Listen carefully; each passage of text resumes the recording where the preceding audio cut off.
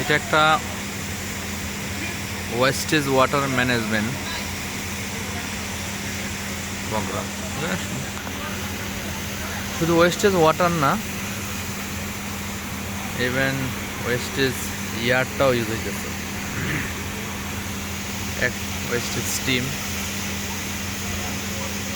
যে পানিগুলি bathroom use করা হয় ওই এসটিপি থেকে পানিগুলি পুকুরে আসে। পুকুরে আসার পরে